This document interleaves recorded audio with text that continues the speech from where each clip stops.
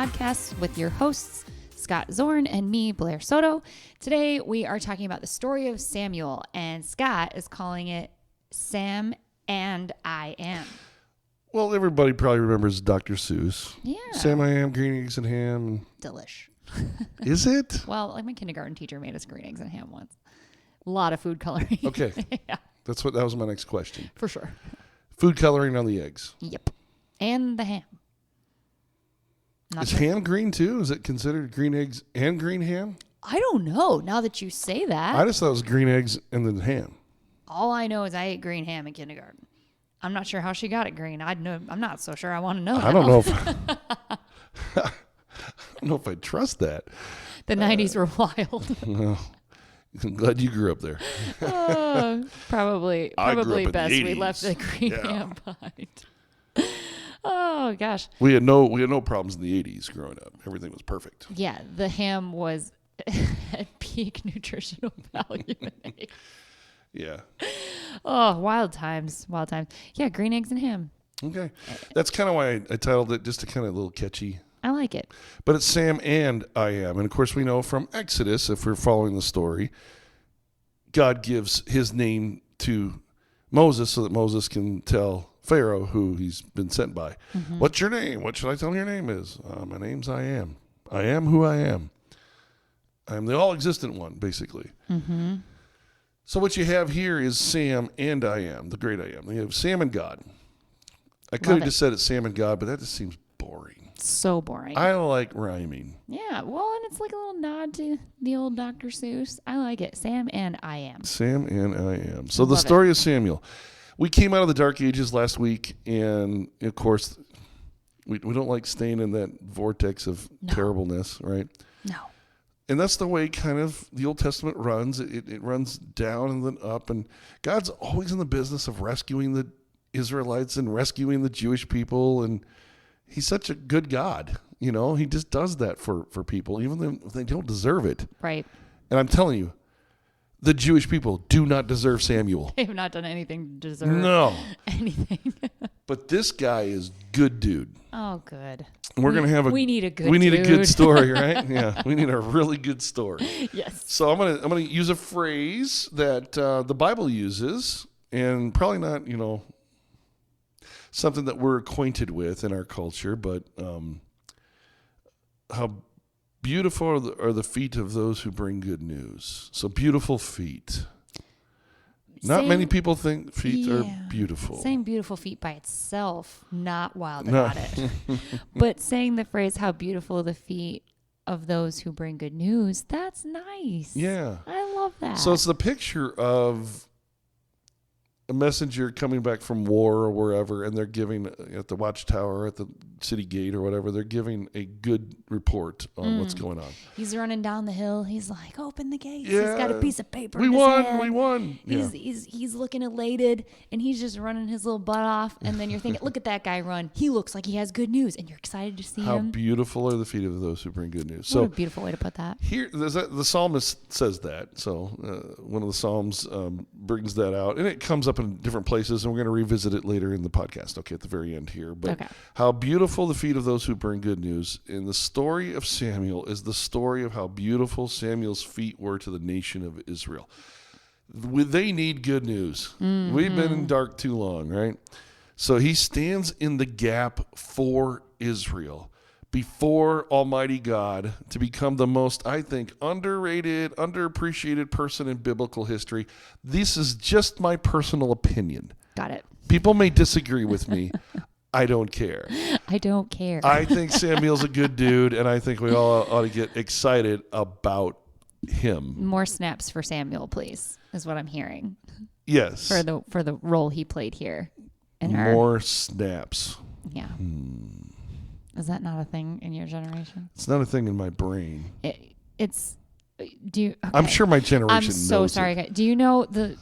I know snaps. Okay. Well, yeah, like the movie Legally Blonde. Okay. Snaps I did not. Pharrell. Oh, gosh. No, I did not watch that movie. I knew that one would be a stretch for you, but Big stretch. most of our listeners, I think, will have seen Legally Blonde. Great movie. Good for you. And there is a moment in the movie where they say, snaps for Elle. And then they, she's getting props. So you're getting props. Yeah. Okay, we'll give snaps for Samuel. I just like the alliteration. Fine. S's. Alliterations are great. Oh, my goodness. So back to the story. It must have been hard. It must have been hard for Samuel because here's the deal. It was him and God. That's it. Israel's. As we left off in Yeah. Judges, they did what was right in their own eyes, and it was dark and it was bad. And Sam comes on the scene, and it's a beautiful story. Again, 1st and 2nd Samuel are just long stories and various stories, great stories. Again, where are we at? We're 30,000 feet above the ground, right? Right. Okay, we're going to try Just to stay there. Keep it up there. That's right. So it's important that we talk about Samuel because he comes kind of as a rescuer to their problem of being the solution to the world. And Samuel's just a great character, great guy. Even his birth is kind of a miraculous. God gives Hannah, his mother, the ability to be pregnant after she'd been barren for so long, but she goes to the temple and prays and cries and prays and cries. They think she's drunk. They think she's off her kilter. And she's like, no, I'm just in grief. And Eli, the priest, says, okay, go home. May God grant you your wish. She goes home, sleeps with her husband, and they have a baby. She names him Samuel and says, because God gave him to me. Oh. So Sam is a precious boy. Then she decides to enlist him in the service of the priest with Eli. As a thank you for God's blessing. Yeah, it's like, I'll hand him back to you, God. Mm-hmm. Beautiful story. That is Beautiful so beautiful. Yeah. So we need Samuels. Mm-hmm. We need Samuels who will stand in the gap between evil, God's people that had become evil, and God. And vice versa, between God and people. Yeah. And these are beautiful feet. Mm-hmm. These are good news people. Yeah. So I want to introduce you to two personally, just on a personal note, real quick. There are two people that I probably owe my life to, and I've never met one of them. Okay. My wife owes her life to. She has met this person, and I have too. Both are Sam and I am type of people. Mm. So cool. So the first one is Mrs. Bill Belote. I don't know what her first name is. I was going to say Mrs. Bill Belote. That's her husband's name. I love that. Okay. She's long gone now, but Okay, she lived a long time. She may have lived to be almost 100 years old, I think. Oh, wow. This is South Georgia, Bainbridge, Georgia, where my daddy Your daddy. grew up. Daddy, if you listen to my grandparents, it's kind of fun. Walter, all the southern stuff. That's so cute. It is. But Bill Belote was on my dad's paper route. Okay. And my grandparents didn't take my dad to church, and they had a thing against church. Long story. And Mrs. Bill Belote would invite my dad up, and of course, you know how hot summers can be here. Just think about how hot they are in southern Georgia. Offensive. Oh, oppressive, offensive. It's just terrible. And your dad's just out there doing his paper out. And they're far away from the ocean yet. You know, they're not. They can get to the ocean quick, but not take a day's drive. They're not catching an ocean breeze. No. It's hot. It's blistering hot and humid. Yeah. They get all the ocean's humidity. So he's getting lemonade from her. You know, she's, come on up here, Walter, and lemonade. She would invite him to church and offer to take him to church and make sure he got to church every week as this young teenager, moving from grade school to junior high, senior high, that age time, tweener. Like 13, 14. Sure. Okay. And so he's making, a nickel per paper or something. You know how it is back then. They made a lot of money back then, but of course a hamburger costs a nickel, so that's not bad. Sure, yeah. And because of her persistence, he went to church. Oh, he took her up on it. He did. And she got him there every week, and He was influenced by the preacher. He was influenced by people in the church. He ended up going to Atlanta Christian College for his degree. And then he was encouraged from somebody there to go to Lincoln Christian Seminary in Lincoln, Illinois. Oh my gosh. To get his master's degree. And so he did. And then out of that, he preached in a little church in Westville, Illinois. And then somebody introduced him to my mom, who lived over by Danville, Illinois, in Oakwood. And the two of them hit it off. They got married. Stayed married. They just celebrated their 58th anniversary last week. Congratulations. This was like Monday, like just 2 days ago. Well, as we're doing this podcast now. Yeah. June 23rd was their 58th anniversary. And, oh my gosh. Which is pretty cool. It's incredible. So because of a little lady named Miss Bill Belote. Oh, taking a chance on a kid. Changed so many people's lives, including my own. Seriously. She's a Sam, and I am. She's a Sam and I am For person. sure. Absolutely. Mrs. Billy Belote. You go, girl, right?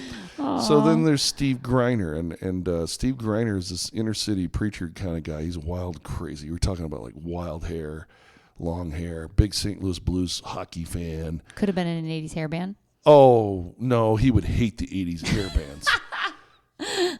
Led Zeppelin. He's a 60s, 70s classic rock freak. Oh, got it. He's deep into all that, you know. Okay. Oh, man, yeah, he's that guy. Love it. And that he's the perfect guy who ended up from St. Louis over to Mount Carmel, Illinois. And he basically he preached there, and he invited my father-in-law, who's now my father-in-law for 32 years. Yeah, spoiler alert. Still is. So Steve got to go to church and learn under Steve Greiner, and Steve Greiner baptized my father-in-law and Oh, wow. got him involved in the church.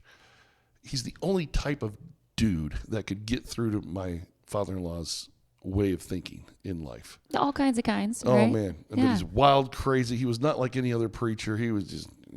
I went to camp with him one time when I was in college, and I was on a camp team, and Tanya Hancock from our church here was with me, and he was the speaker that week. He scared me.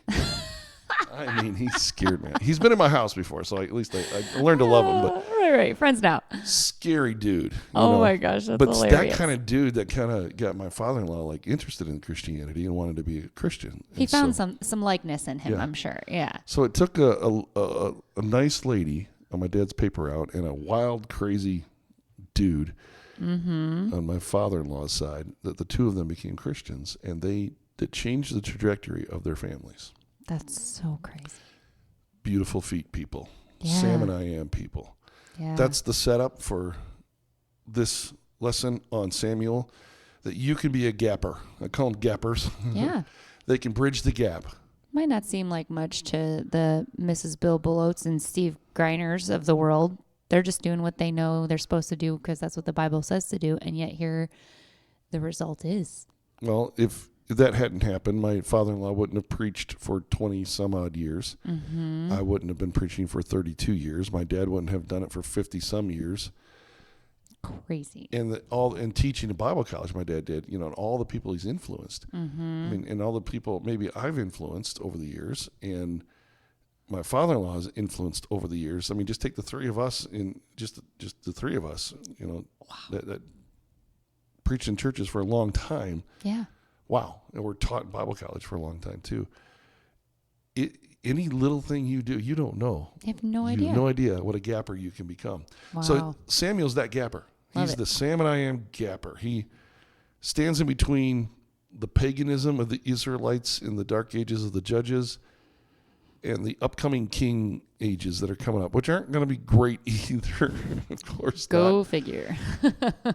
But at least Sam's leading the charge. Yeah.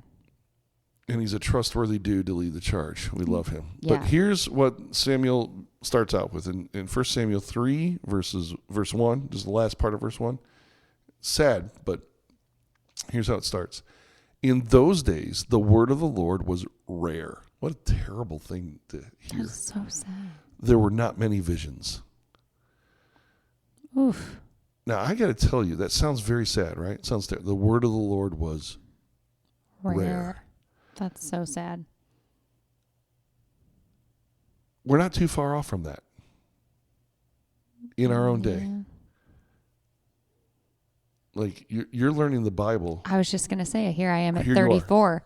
Learning Just now learning the Bible. And it's the word of the Lord. I have believed and followed the Lord my entire life, but to know the word, no, I did not. I still don't. I'm here learning right now. and you're not you're part of the majority of our culture. I would agree. A vast majority. Every single person I have spoken to about this podcast, and I'm not exaggerating. I'm not elevating this phrase. I mean it literally. We've discussed it in sidebar conversations where people, when I tell them what I'm doing with you, they're like, oh my gosh, I know nothing about the Bible. That I cannot wait to listen to that. Please send me the link, And it's people that I know have gone to church every single Sunday their entire lives. And they don't know anything about the Bible.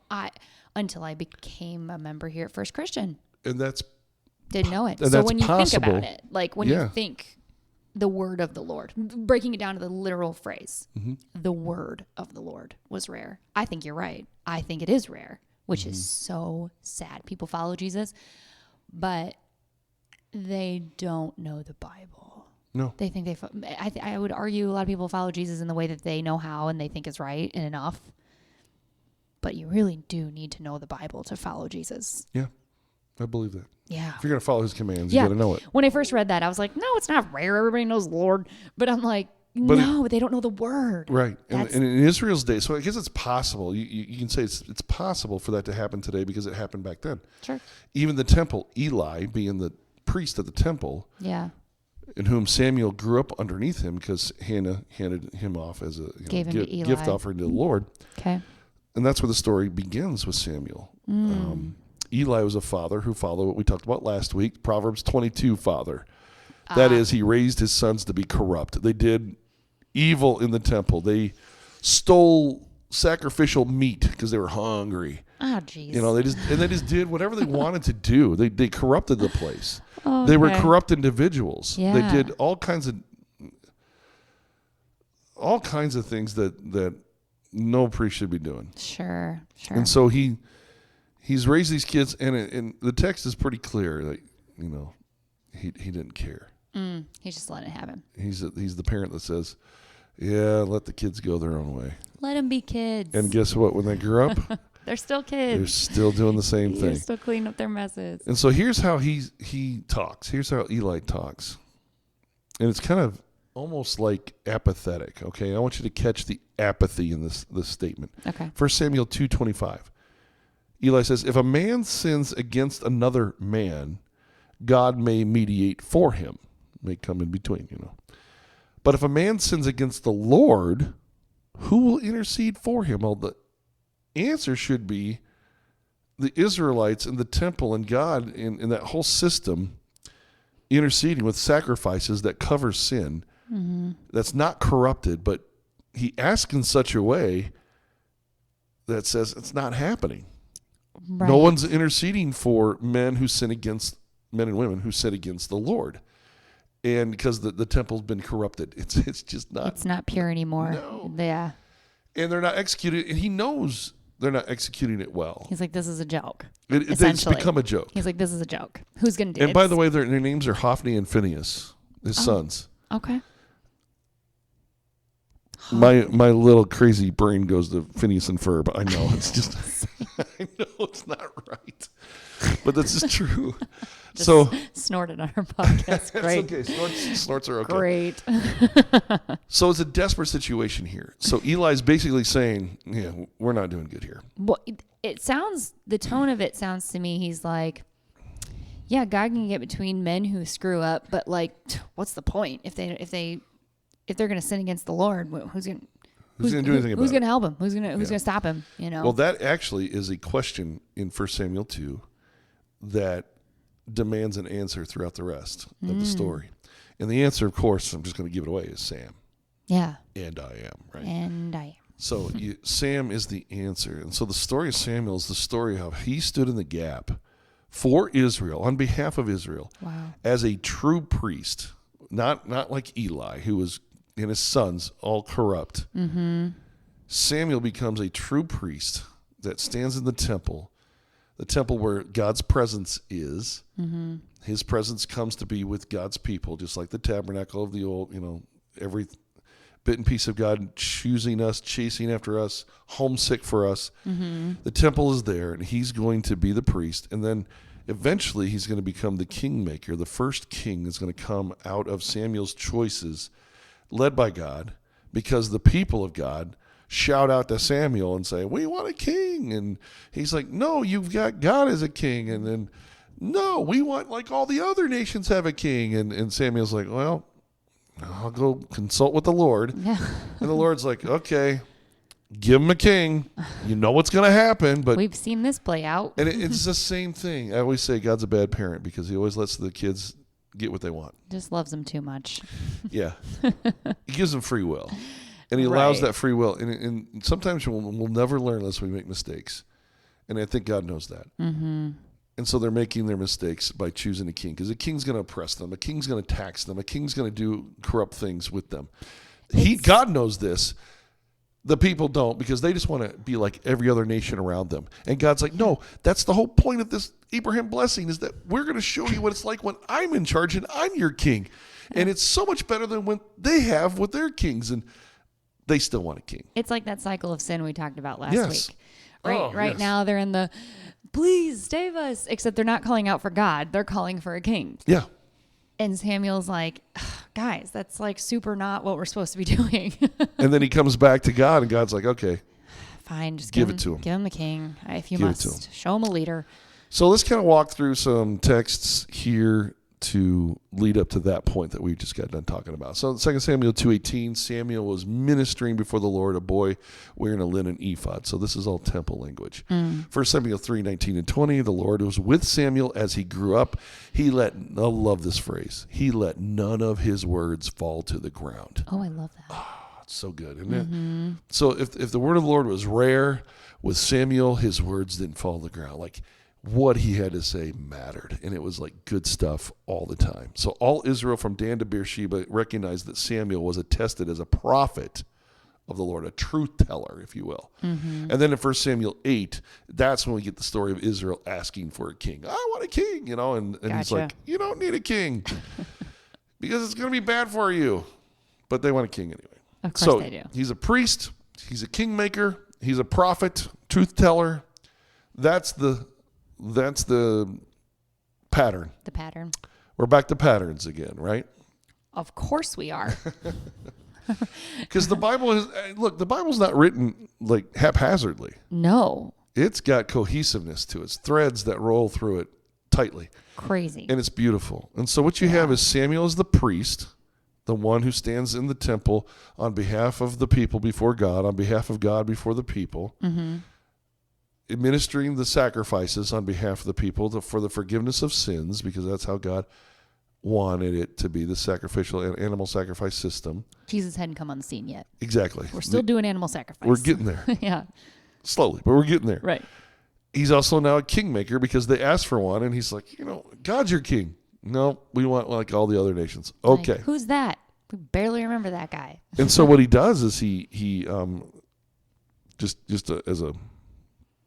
as a quick overview here, he chooses the rugged, tall, handsome Saul. Of course he does. That's what they valued back then. Guess what? Saul became a corrupt king, half-hearted king. No. Yeah. Oh my gosh. Didn't see that coming. Yeah.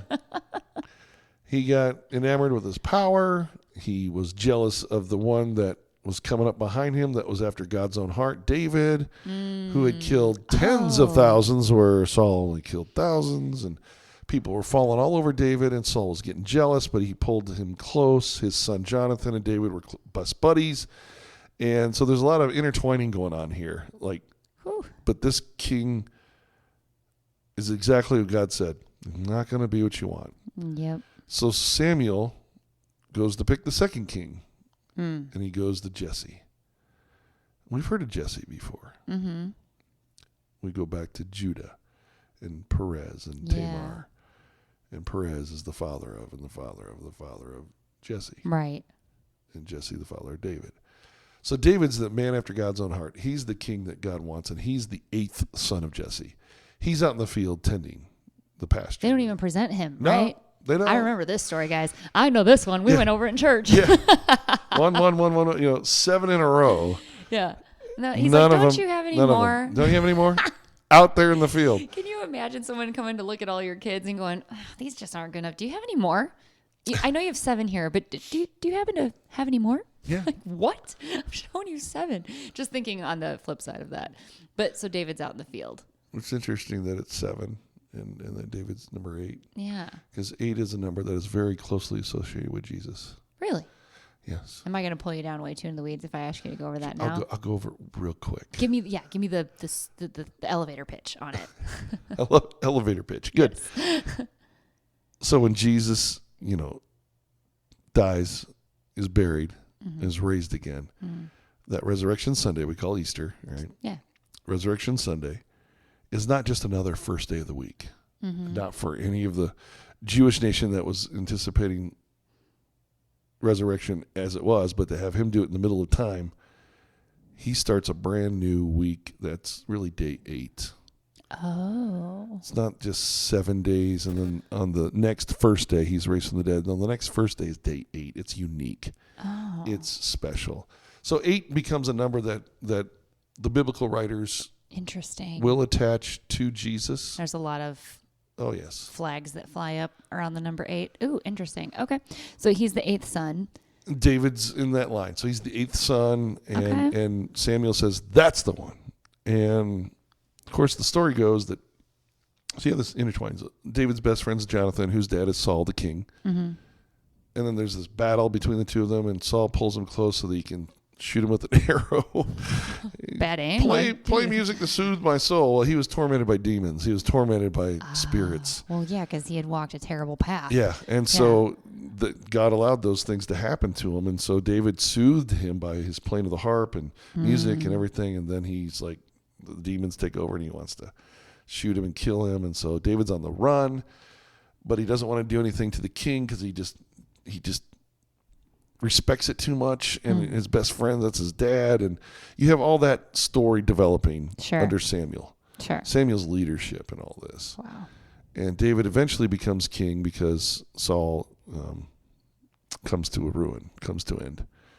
And so David becomes king, and Samuel's the one that made him a king. So these first two, Saul and David, Samuel's the one that makes them king. He anoints them. I don't think I knew that. Yeah. That's crazy. Yeah. So Saul, and then of course David's son Solomon will be the next king. Mm-hmm. And we'll kind of get into this next episode, which is the royal pains, we call it. Okay. Because they are Love it. royally painful. Okay. Perfect. I can only say, like, of all the kings listed in the kingdom of Israel and Judah, only like 5 of them follow the Lord. Oh, that's terrible.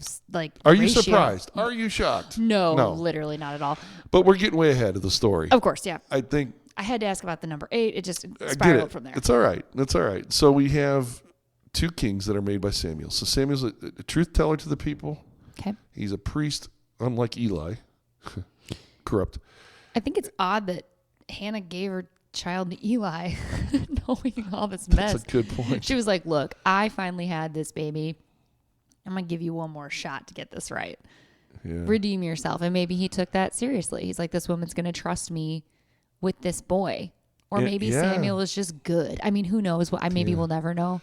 No, I can probably ascertain. We'll never know. But the point being is, like, I just find it shocking as a mother that she'd take a look and she'd be like, yeah, you know what? There would be, in the Jewish community, there would be a certain trust in the priests. Despite seeing the Examples seeing the corruptness. Maybe Eli himself wasn't as corrupt as his sons were, for sure. just like complacent in it. But just complacent. Yeah. And she maybe saw he was gentle. I don't know. Now I'm just Who knows? I'm just dreaming here. I know that Eli, like, when the Lord was calling Samuel for the first time, when he was a young boy, calling him by name, and he didn't know what was happening, Eli, said, oh, I know what was happening. And he guided him and said, okay, next time you hear that voice, you go outside the tent and you say, here am I, Lord. Your Okay. servant is listening. So Eli had already begun guiding him Yeah. before Hannah committed him to the church. Absolutely. Okay, that's pretty beautiful. All right, that makes more sense. Yeah. I was like, what? Just a bad dad, just a bad dad, but a decent mentor. Okay. We can Clearly, deal with that. yeah. Samuel so far seems pretty all right. So Samuel kind of gets Israel back on track a little bit. Okay. He redeems the priesthood. Even though God said they don't need a king, he makes kings out of Saul and David, anoints them. And in the midst of all that, he's called a prophet. He was attested as a prophet of the Lord. So he grew up and none of his words fall to the ground. So obviously this guy is solid material, People are picking up what he's putting down. They don't have to pick it up because it never fell to the ground. Sure, so there you go. Yeah. It's on the just, table. It's just coming. It's Coming at him. Eating up. So Love it. Samuel's a good dude. Now, that is too simple of an explanation to Samuel. I apologize for the simplicity of that. Yeah, well, we're trying to keep it up in the air. I know, because there's so many stories, but Yeah. and some weird ones too in there that I wish I could get into, but we're not going to. All I need to say is that the pattern is he's the priest, he's the kingmaker, he's the truth teller, the prophet. Mm-hmm. That pattern, then, I want to pull into Jesus and then the church, you and me, and the whole, the church people, the Christians. So, fast forward, Hebrews chapter 7, verse 24, when talking about Jesus, it says Jesus lives forever. He has a permanent priesthood. What that means is when Jesus died, rose from the dead, taught many people for 40 days, and was ascended to the right hand of the Father, and he ascends to the right hand of the Father, he is a priest forever. For sure. He intercedes on our behalf. He's the go-between, the gapper between God and us constantly. Yeah. So when we're praying, he's the one interceding for us, which is forgive beautiful. them, they know not what they do. Exactly. That's like such a tell to being a gapper. Forgive them. Yeah. He's talking to God on our behalf. That Sins are going to moment. go on me, not on them. Yeah. And that's kind of Samuel, too. Samuel's that gapper on behalf of a corrupt people, even a corrupt priesthood system with Hophni and Phinehas. Hophni and Phinehas, I'll say it right. Here is a gapper again. And, of course, Jesus, the ultimate gapper. Nobody better. Yeah. But the other thing is, Luke 23:38 says when he was on the cross, this was written a notice above him when he went to the cross. This is the King of the Jews. He becomes king by becoming a sacrifice. Yeah. So he's not just a priest like Samuel. He's also a king. Now, Samuel's a kingmaker. Yeah. Jesus is the king of the Jews and made really king. the Yeah. king of all kings. Yeah. Right? And then in John 14:6, Jesus answered, I am the way, the truth, and the life. So as Samuel was a prophet truth teller, so Jesus is the truth. So I'm starting to create a chart here, by the way. We love our charts here on the Salty Bible Podcast, but it really does help to kind of visualize the never-ending patterns that are here. Yes. So yeah, chart us up here. What do we got? The Bible moves us in these directions, and we just Yeah. need to see it. So if Samuel's the priest that kind of redeems the priesthood out of Eli's hands, so Jesus is the high priest forever. If Samuel is the kingmaker of Saul and David, and especially David, Jesus is the line of David, the king of David, in his ancestral line, and he becomes the king of all the Jews through his sacrifice, and the king of all kings through his sacrifice. And if none of his words, Samuel's words, fall to the ground, and he's the prophet attested to by the people of God, none of Jesus' words fall to the ground either, because he is the truth. I am the truth. So that I am kind of shows up again. Sam and I am. So I am the truth. Wow. So you have those parallels. Yeah. Priest, king, prophet, truth teller. Guess what? You and I are part of this as part of the church body, part of the Christian nation, if you will, across the world. Yeah. We also are fall in line with this priest, king, truth columns, if you will. Revelation 5:10 says, you have made them, that is the church, Christians, to be a kingdom and priests to serve our God, and they will reign on the earth. So we're two things come up there right away. Yeah. We're priests, just like Jesus, Yep. and we're part of a kingdom. So we're under the king of the Jews. We're not kingmakers. We're not the king, but we're part of the kingdom. Right. And so we are priests to serve our God, and we reign on the earth. So what that means is this. It goes all the way back to especially Moses, I guess. We'll go Moses in the burning bush. We'll go Moses in the pillar of cloud, fire by day, by night. The tabernacle, and now the temple. And these kings are going to want to build a temple, which hasn't been built yet at this part of the story. Okay. But all of those things are showing us that that's where God meets his people. That's where God's space and human space intertwine, combined. Right. Okay. Just like it was in the Garden of Eden. Mm-hmm. So those two things come together. They become a place where people can find and interact with and have a relationship with God. Well, guess what? We are that place. We are the temple. We are a kingdom and priests to serve our God. Mm-hmm. We are, Paul says in Corinthians, don't you know that your body is a temple of the living God? Yeah. It's embodied by the Holy Spirit, his very presence. Yeah. Weird to think about. A bit. But cool. all of our beautiful feet Yeah. are beautiful because we are a place where God's space and our space collide, if you will, come together, intertwine. Yeah. And we are a place where people can find God Totally. through us Yeah. because we are priests and part of the kingdom. Mm-hmm. Then Ephesians 4:15 says, instead, you should be speaking the truth in love, and we will in all things grow up into him who's the head, that is Christ. So we are also truth tellers, just like Samuel was a prophet, truth teller, and Jesus says, I am the truth. See the columns? I see him. Priest, high priest, priesthood forever, kingmaker, the king, we're part of the kingdom, and then we're a priesthood of all believers, kingdom people who speak the truth in love. And that becomes the pattern.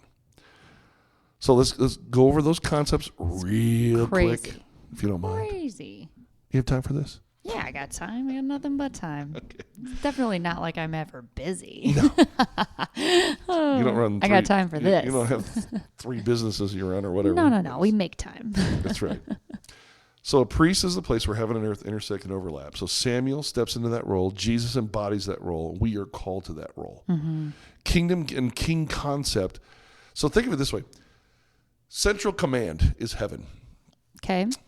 God's space. Let's call it that. God's space. It's given to earth through the king's ambassadors. That's the church. Okay. So central command speaks to the ambassadors of the church. What does God want? What's God's will? What's his desires? What's his agenda? Mm-hmm. Let's execute that for the rest of the world.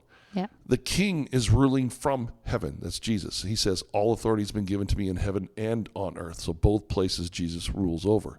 So we take our cues from there, not the other way around. So think of it this way. When you pray, you should pray, God, what are you already blessing? Let me get on board with that. Okay. Don't pray, God, would you bless what we're doing here? No. Because what we're doing here may or may not be what God wants.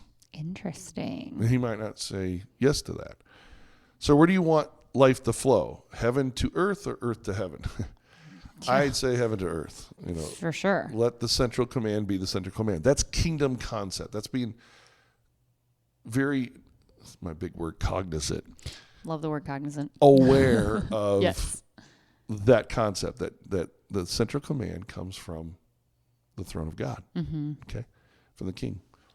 And then as a prophet, we're truth tellers. We align the will of God with the will of heaven. We put those two together. That's what a prophet does. Yeah. God, what do you want me to say? What do you want me to say to the people? What's the message? And the hard part for us, and for probably the prophets of old and anybody, is speaking into the lives of people with the kind of love that they will feel even if the truth hurts. Ooh. Sometimes it does. We need prophets. We need truth tellers. We need Yeah. spokesmen and spokeswomen for God. People standing in the gap. Yeah. That's what we need. So what we really need is Sam and I am people. Mm-hmm. Because Yes. Samuel was that. And we can be that alongside of him because of what Jesus has done for us. We can follow in their footsteps.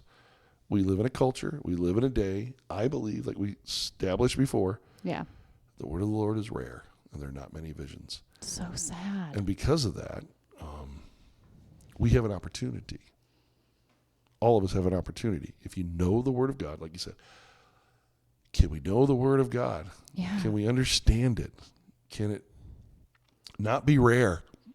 Can it be? That's literally the goal of this podcast. I know. We don't want it to be rare I didn't even anymore. realize how rare it was until we're sitting right here in these chairs in this room, and I'm like, oh my gosh, it is so rare. The whole reason I was excited to be a part of this podcast is because I don't know, and I just thought I was a minority, but I guarantee I'm not. No. There's no way. No. There's no way. I don't believe that at all. Oh, and what a sad realization to think that the word of the Lord is rare. Yeah. It's a good start that people say they love Jesus and follow him, but do you know what the word is? We have versions of it. You know, We have cherry pick it, but or I would say it this way. We have the Hollywood version of it. okay. Whatever's on TV, whatever they think the word of God is, Mm-hmm. gets spewed out, and everybody's like, oh, that must be what Christianity is all about. No, it's not. Oh yeah, just absolutely bucket them all in together. Yeah.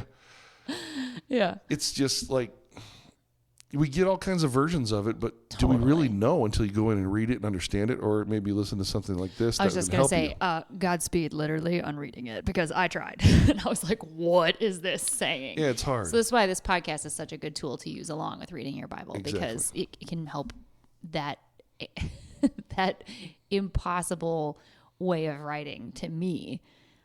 And I'm like a book nerd, guys. Like I read a ton. I read all kinds of books. I am a self-proclaimed total nerd. Loved school, love reading. And I struggled over the Bible. I was like, yeah, that was a word salad. There were words, I read them. I have no idea what I read. Yeah. What does that mean? That's funny. I wouldn't have picked up the tone of like the snarkiness in some of it, or I wouldn't have picked up the humor that sometimes is baked in, you True, know? true. So that's the fact that the word is so rare is so sad because now I feel like I have such a gift in First Christian Church here and in this podcast because I now feel like I do know. That's great. Well, we're getting there. We're getting there. we're getting there. I don't know. This is all of it number yet. 8. Number 8. We're getting We there. have 5 more to finish off the story of Scripture. Yes, So we're making progress, which is good. for sure. You guys are plowing through a lot of ground here, and I know Yeah. it's 30,000 feet above the earth, and that's a lot to swallow. It's like drinking from a fire hydrant. It's just like, oof, it's a lot. It's a lot. It's a lot. Yeah. And trust me, if we went into the weeds, you'd drown at this point in time because it's For a lot. sure. It's a lot. Too much to conceptualize at once. But getting the big picture, then you can go back into the weeds and then begin to understand how it all fits together. yeah, the And that's confidence will point. be there. Yeah, The I think so. the understanding. Because I'll tell you, I feel like I find myself with such false confidence these days. I'm like, I know every story in the Bible now. Or like the way I just perked up when I was like, ooh, David, know this one. We covered this in church. Whereas before I was like, yeah, not gonna lie, this is how much I didn't know. I was like, King David. I've seen that statue. Didn't know he was in the Bible. Had no idea. I'm like, what? And he's there. And he's there. He's there. Like, In a big way. Pretty big story. Yeah. in the It's Bible. pretty significant, yes. Yeah. You could say he was pivotal. And we're going to get to him next week. by the Oh, way. I can't wait. I loved the story of David. a little bit, anyway. Mike Reagan did a series Yeah. on him when you were on sabbatical. And I it know. was awesome. I Yeah, was like, well, dang, this is good. Listen, Reagan's a treasure. He's Oh, great. he is. He's- Everybody in this church he's- is a treasure. But that story series was awesome. He's pretty awesome. Crushed it. Yeah. So this, like, really, we rotate back into the question that began this whole thing of Yeah. being priests, representatives of God to other people, place where humans and God, interact. Being kingdom people, follows the King of Kings, Jesus, Samuel being a kingmaker. To being truth tellers, speak the truth in love. In love, that's the key point, my friends. In love. Yeah. Speak the truth in love. Jesus is the truth. and none of Samuel's words hit the ground. His truth was powerful. Wow. So it brings us back to the question, back to 1 Samuel 2:25. If a man sins against another man, God may mediate for him. But if a man sins against the Lord, who will intercede for him? Answer, Jesus. Mm. And you and me get to enter into that process by being Jesus followers. So it is a beautiful thing when you become a gapper. Yeah. When you are Bill Belote, Miss Bill Belote, you're Steve Greiner. It's a beautiful thing when you have beautiful feet. Yeah. Because you bring good news. Because You're a you disciple. you connect dots for people. You help somebody else come into a relationship with God. And so I'm going to take you into Romans. Great passage of scripture that quotes the psalmist on this beautiful feet passage. He says in Romans 10, Paul says, 14 and 15, how then can they call on the one they have not believed in? So we're talking about people who believe or don't believe in Jesus. Specifically, the Jews in this particular context, but in general, anybody. Sure. How can they believe in the one whom they have not heard? And how can they hear without someone preaching to them? And I'm not talking about preaching to what I do on Sunday morning Gotcha. from a pulpit. Okay. We're talking about speaking good news to people, no matter, if it was in your gym, Fitness yeah. Premier, or Yes. Anywhere. Yeah. How can anyone preach unless they are sent? So they need to be sent. They need to go Yeah. and preach good news. Then he quotes the psalmist, how beautiful are the feet of those who bring good news. And so that's the whole thing about Samuel. He's a beautiful feet person. I love that. He's a beautiful feet person, even though feet are gross. He's Yeah. beautiful feet because he brings good news, because he stands in the gap, because he did what all the Judges era couldn't do and Yeah. did not do, and got corrupted by, evil tribes and clans and evil worship. And even the kings after Samuel are going to fall pretty hard.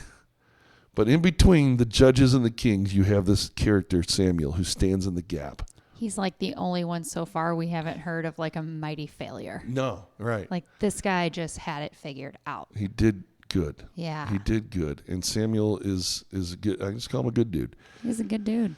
Because it was Sam and I am. It was kind of like, hey, me and you, God, we gotta work on this together. We're gonna make this happen. God worked through him in great ways. He was revered by the people. He was a great teacher. He was a great leader, kingmaker, all these things. Wow. He was beautiful feet for somebody's face. Aw. Somebody looked at him and said, I like you. I like you. I like I what think a you s- lot of people looked at him and said, I like you, because it sounded like he was extremely well liked by all. Mm-hmm. It doesn't sound like there was anyone in here who was like, it's Sam guy. I can't stand him. Because even the people who didn't want to believe in God necessarily right away still followed him, still listened to what he had to say. Now listen, Samuel just is not perfect. No. He got frustrated when the Still people wanted human. to. Yeah, Yeah. he's very human.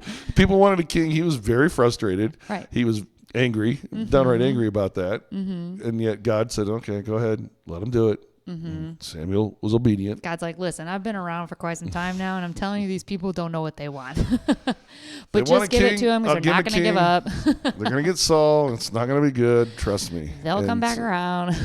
I have a plan. But it is because of Samuel that we have David, How incredible. and that's pretty cool. Very cool. So I guess lesson learned here, anybody here that's listening can be a Samuel. You Yeah. can be the Sam and I am. You can be the Gapper. You can be the Mrs. Bill Belote. You can be the Steve Greiner. Yeah. You can be the person that introduces people to God and Jesus. You can. Yeah, you can do And it you in should. so many different ways. Share this podcast with a friend. Invite someone to church. Walk into a church if you haven't been to one in a very long time. Go Yes. walk in. They'll be thrilled. It'll be the best thing you ever do, I promise. It'll be the warmest hug you'll ever receive. You know, I was just telling Scott off air here, I had an opportunity literally in the women's locker room of our gym to invite someone to church who had a similar background as I did growing up. And she could be my mom. And we got talking on this really wonderful level of like how much knowing Jesus truly has changed my life. And she got so excited. We had such a wonderful conversation. And that is what it's about. In that moment, I was a Samuel. Have I missed opportunities to be a Samuel and felt terrible about it? Totally, because I was afraid it wouldn't make me cool, or like it would have been weird. But I'll tell you, every time I have decided to just go into it and do it, I've never regretted it. And it's always received so warmly. Yes. So there's a million different ways to do it. In the locker room, if you find a window, take it. You don't know if that person was sent to you because they needed to hear it. You don't know if you share this podcast with a friend or share it on your social media, whatever it is, who may be watching your stories or your posts and say, oh, well, what's that? I want to listen to that. Mm-hmm. And you just don't know where it's going to take. Like I'm sure Mrs. Bill Belote and the Steve Greiners of the world had no idea that they were going to put two families together and create, in a way, your 3 children. Mm-hmm. And your potential future grandchildren, mm-hmm. and then their kid, all because they just decided to be a Sam and I am. Yes. That's so beautiful. Mm-hmm. That's so beautiful. That's what it's about. That is, it really is. Wow. And can't underestimate the power of that. Mm-hmm. I'll just pinpoint my dad real quick. He is, because of that influence, he's been a professor. He was a professor for 30 some years. Wow. So when you're a Bible college professor, you get students coming in every 4 years, you get a new batch every year coming in, new freshmen.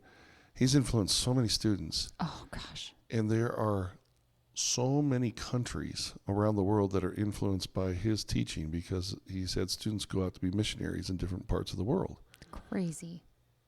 A little kid who threw the newspaper in Bainbridge, Georgia. Took a paper route. And was thirsty because it's stinking hot down there. Because it's in Georgia. And because of that little lemonade. Yeah. Thousands and thousands of people are affected by the gospel in a good way by people that he has taught over the years. Wow. And even one of the missionaries that we support here at First Christian is Chris Hurton. He's done translations for people group in Papua New Guinea who never had a written language. He had to create it. Yeah, he was doing tons of Bible translations. And Bible translations on all of that. Didn't he come into church and speak? Mm-hmm. Yeah, I remember that. It was really cool. And he and I sat in class together under my dad. So cool. You know, he was way better than I was. Way better. Profound impact. Yeah. You know? So if you're listening to this, you can be that Sam person. Mm-hmm. You don't have to lead nations. You just have to talk about Jesus. That's it. Be the gapper. Yeah. Connect people to Jesus. Connect people to God. May your words never fall to the ground. Oh, I love that. How about that? We'll end on that. Yeah. May your words never fall to the ground. May God use you in great ways. I hope you have a great week. See you next time, everyone.